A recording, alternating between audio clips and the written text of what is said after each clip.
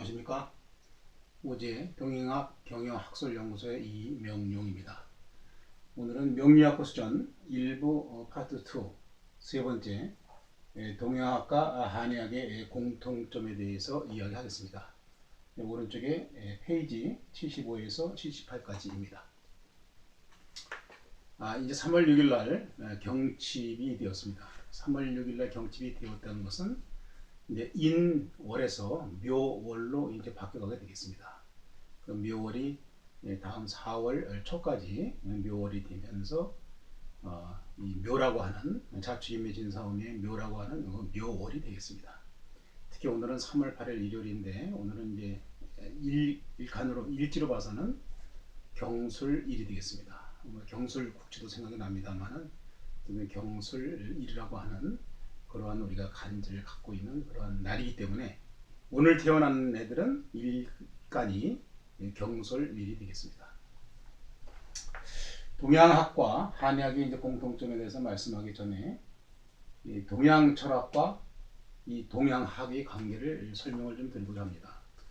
우리가 동양 철학이라고 하는 것과 동양학을 이제 혼돈하는 경우가 많은데, 동양 철학은 학문적인 측면이고 동양학은 실용적인 측면이라 할 수 있습니다. 그러니까 동양학에서 우리가 가지고 있는 모든 것이 밑에 있듯이 역학, 명리, 물론 김운동각, 자미두수, 매화역수 이런 것도 있고 유김도 있고 육효도 있고 도교, 양생학도 있고 풍수 이런 게 많이 있습니다. 물론 성명학, 관상학, 수상학 이런 것도 다 동양학이 원료가 되겠습니다. 동양 철학이라고 하는 것은 사서 삼경으로 우리가 논어맹자, 대학중용, 시경, 서경, 역경 이렇게 해서 철학적인 측면, 즉 의리학적인 학문적인 측면에서를 동양 철학이라고 합니다. 그럼 동양학에서 철자를 뺀 거지만 동양학이라고 하는 것은 실용적인 측면에서의 이러한 우리가 살아가는 데 있어서 필요한 점술이라든가 그다음에 추명이라든가 이러한 또 지명, 지형 이런 것을 추구한다거나 성명을 짓는다거나 관상을 본다거나 하는 이러한 실용적인 그러한 학문이 동양학이 되겠습니다. 경제학과 경영학을 비교한다면 우리가 지금 흔히 경제학과 경영학을 잘 구분을 못하고 있습니다. 경제경영학과 다닙니다 이렇게 말을 하는데, 경제라고 하는 것은 학문적인 의미로서 정보, 기업, 가계의 이제 삼각관계에서 나오는 것이고, 경영학이라고 하는 것은 기업에서 매출을 일으켜 수익을 창출하기 위한 그러한 기업 경영 측면에서의 경영학이라고 볼 수 있습니다. 즉 경제학이 학문적이고 경영학이 학문이긴 하지만 실용적인 거라고 볼 수가 있듯이 동양 철학과 동양학과는 학문적인 것과 실용적인 측면이 있다 할 수 있겠습니다.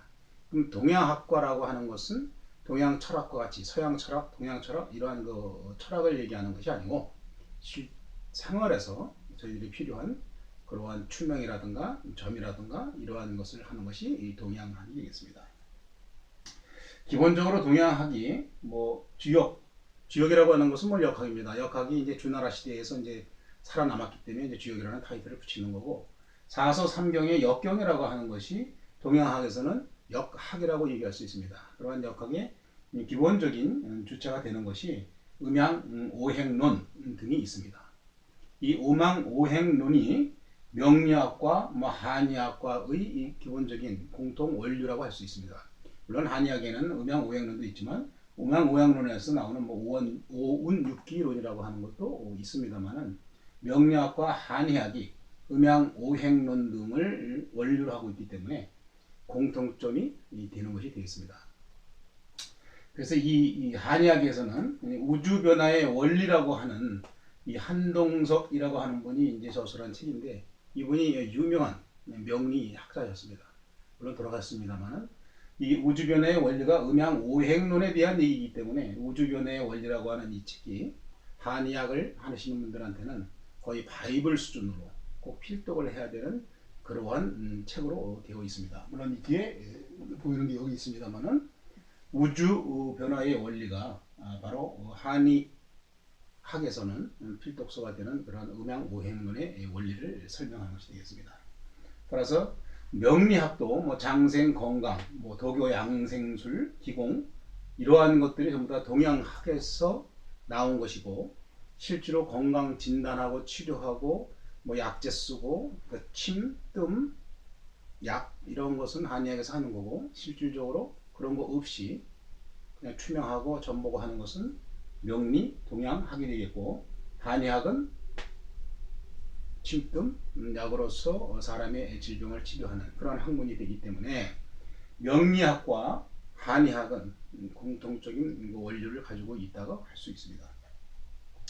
지난 시간에도 학과 행에 대한 얘기도 말씀드렸습니다만은 잡학에서 할 수 있는 것이 율사, 역사, 술사, 의사 이런 분야가 조선시대에는 관직이 나갔던 분야고 잘 아시듯이 율사와 역사는 대접을 많이 받고 특히 이 의사도 대접을 많이 받는 그러한 직업군이 되었습니다만은 이 술사만큼은 비밀을 많이 지키는 그러한 분야이기 때문에 그 대접을 받지 못한 그런 분야가 되어 왔다고 볼 수 있습니다. 그러나 이 술사도 저희들이 대안이 없는 쉽게 말하면은 뭐 조치나 이러한 것이 없이 그냥 뭐 그렇게 사세요. 뭐 명사하죠 팔자대로 사세요. 이렇게 얘기를 한다면은 별로 그렇게 의미를 두지 않겠습니다만은 대안을 제시해야 긍정적인 미래 예측이 되고 술사로서의 본연의 역할이 된다고 이렇게 생각할 수 있습니다.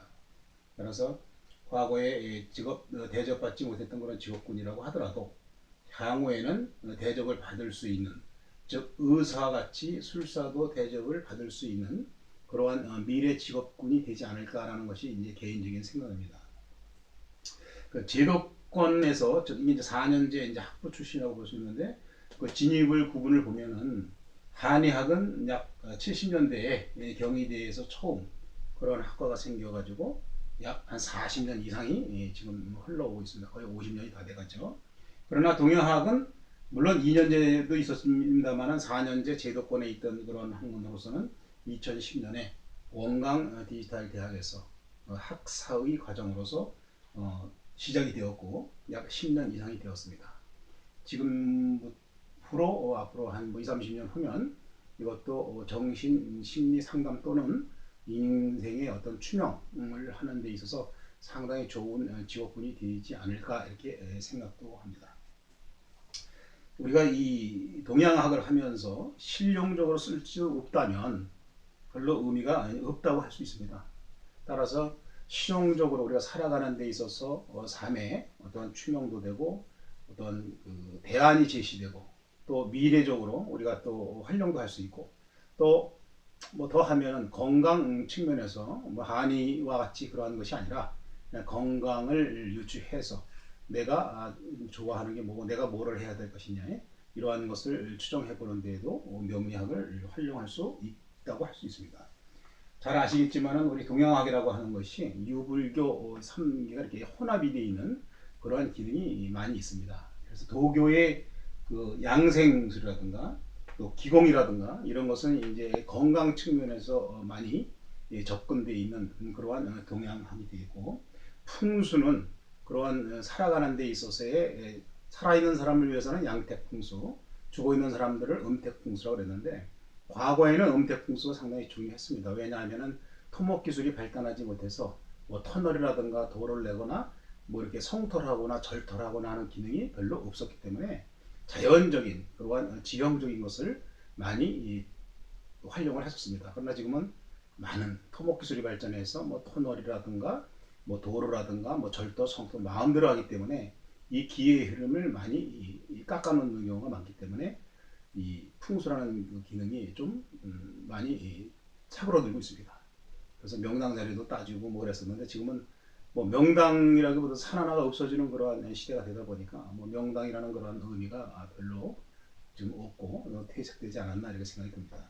지난 시간에도 한번 말씀드렸듯이 이제 농담으로 말씀을 드린 겁니다만은 동양학 중에서 그래도 한의학은 시민권자고 풍수는 영주권자고 명리는 제도권에 들어오기 전에 이건 불법 체류자다라고 하는 그런 비유적 섞인 명리를 하시는 분들이 있었습니다만 지금은 동양학도 제도권에 들어와 있기 때문에 이제는 이제 불법 체류자가 아니라 뭐 영주권을 받고 시민권자로 가는 그러한 모습이 아닐까 이렇게 생각을 하고 있습니다. 그래서 이러한 학문이 좀 어렵기도 하지만 시간을 두고 천천히 공부해 보면 우리가 동양 쪽에서 살아오는 또 동양학을 가지고 살아온 그러한 모습으로서는 상당히 좋은 그러한 학문이 되지 않을까 이렇게 생각을 합니다. 오늘은 다소 지난 시간하고 뭐 유사한 그런 뭐 중복된 부분이 있습니다만은 동양학과 한의학은 뭐 공통점이 똑같다, 원류다. 그러나 이제 지류로 이렇게 발전해 왔기 때문에 둘의 어떠한 그 상관관계를 논한다면 좀 거리가 있겠습니다만은 원류는 같기 때문에 이 음양오행과 오운육기로라든가 이러한 것을 가지고 건강이라든가 뭐 수명이라든가 이러한 것을 예측도 할 수 있고 추명도 할 수 있고 그렇습니다. 그래서 따라서 그 한의학과 여기 나와 있는 율사, 역사, 술사, 의사 중에서 술사와 의사는 또 동양학의 그 원류가 된다 이렇게 말씀을 드릴 수 있겠습니다. 이상으로 마치겠습니다. 감사합니다.